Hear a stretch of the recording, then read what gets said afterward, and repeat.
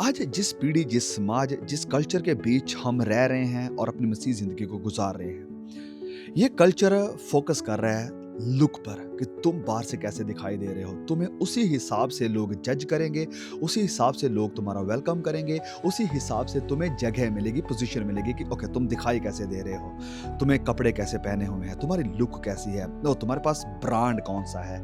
इन चीज़ों के द्वारा आज दुनिया को जज किया जाता है और लोगों के मायने रखे जाते हैं। और इस कारण लोग अक्सर बाहर से ही सही दिखना चाहते हैं, लेकिन प्रभु यीशु अंदर को देखते हैं, अंदरूनी चीज़ों को देखते हैं, हृदय को देखते हैं। लोग कहते हैं, वाह! तुम क्या दिख रहे हो, तुम क्या लग रहे हो, क्या डैशिंग लग रहे हो।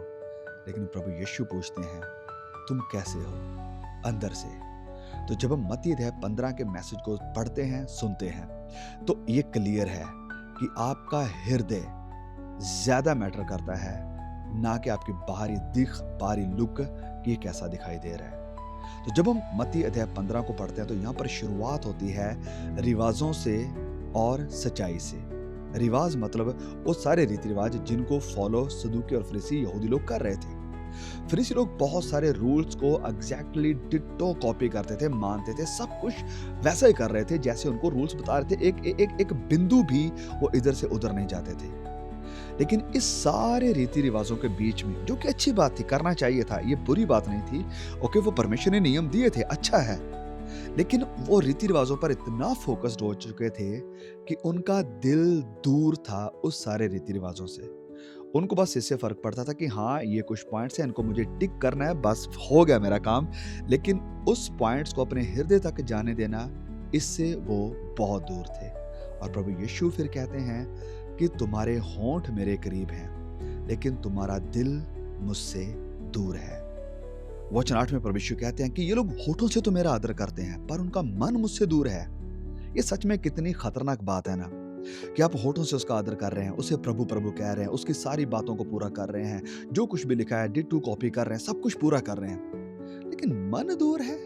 कैसा हो सकता है कि बंदा चर्च में आकर सारी एक्टिविटीज कर रहा है लेकिन मन से नहीं हो रही? तो जवाब है, बिल्कुल हो सकता है। प्रभु यीशु के टाइम पे हो रहा था, आज भी हो सकता है। और आज भी प्रभु सेम बात कह रहे हैं कि बहुत सारे ऐसे मसीह हैं, बहुत सारे ऐसे विश्वासी हैं जो होठों से तो उसका आदर कर रहे हैं, उसकी महिमा गा रहे हैं, उसको कहते हैं कि तू मेरा प्रभु है, लेकिन उनकी जिंदगी से दिखाई देता है कि उनकी जिंदगी का प्रभु मसीह यीशु नहीं, वो खुद है या कोई और है। मन दूर है, मन दूर है। और फिर आगे वचन 9 में प्रभु कहते हैं कि वे व्यर्थ में मेरी उपासना करते हैं, क्योंकि मनुष्यों की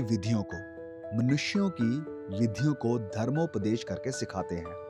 तो यहाँ पर हुआ क्या था कि बहुत सारी चीजें, बहुत सारे ट्रेडिशंस, बहुत सारे रिवाज यहूदियों ने अपने जो ग्रंथों में ऐड कर दिए थे, वो मनुष्यों के थे। और उन मनुष्यों की विधियों को इन्होंने परमेश्वर के धर्मोपदेश के ऊपर रख दिया था और सिखा ऐसे रहे थे कि ये जो विधियां हैं, ये जो कानून है, ये जो रीति रिवाज हैं, ये परमेश्वर के ही दिए हुए हैं और इनको भी वैसे ही फॉलो करना है। और उन सब के कारण लोगों को दबाया जा रहा था। प्रभु यीशु डांटते हैं कि तुम मनुष्यों के द्वारा बनाई हुई विधियों को, नियमों को, रिवाजों को धर्मोपदेश करके सिखाते हो कि जैसे ये धर्म का उपदेश है, जैसे ये परमेश्वर की आवाज है। ऐसा नहीं है।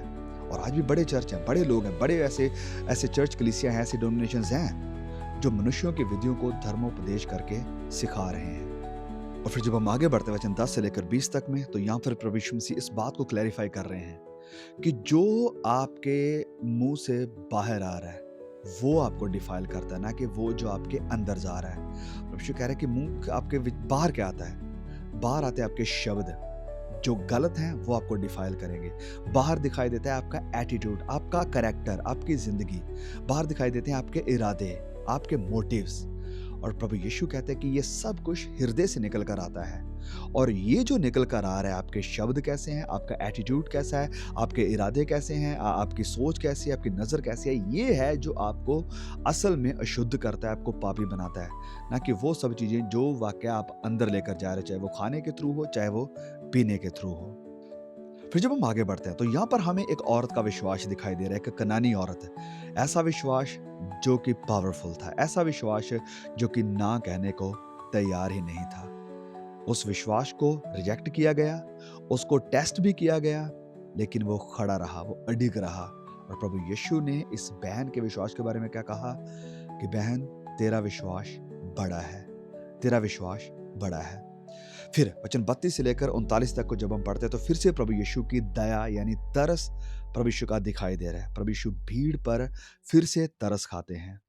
तो असल जो आत्मिकता है, जो असल स्पिरिचुअलिटी है, वो तरस को, कंपैशन को, वो दया को प्रोड्यूस करती है, घमंड को नहीं, आइसोलेशन को नहीं कि हाँ भाई अब मैं बड़ा हो गया हूँ, महान हो गया, लोग मुझसे मिलने को तरसते हैं तो इस कारण मैं अपने आप को सेपरेट कर लूंगा, एक बड़ी पोजीशन पर खड़ा कर लूंगा कि लोग मेरे तक पहुंच ही नहीं सकते। नहीं, प्रभु यीशु को लोगों पर तरस आता था तो प्रभु उनको मिलते थे, उनके साथ बात करते थे, उनको चंगा करते थे। और असल आत्मिकता का मतलब ही यही है। असल आत्मिकता हमारे अंदर कंपैशन, दया, तरस को पैदा करती है।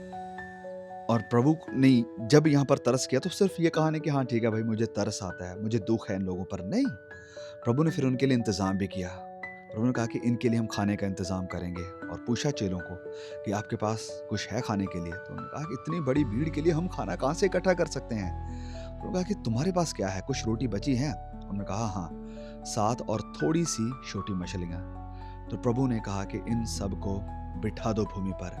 और प्रभु ने उन्हीं छोटी सी मछलियों को और 7 रोटियों को लेकर प्रभु का धन्यवाद करके तोड़ा और चेलों को देता गया। और वचन में लिखा कि चेलों ने उनको बांटना शुरू कर दिया और सब जब खाकर तृप्त हो गए, भर गए, तो बचे हुए टुकड़ों में से भरे 7 टोकरे उठाए।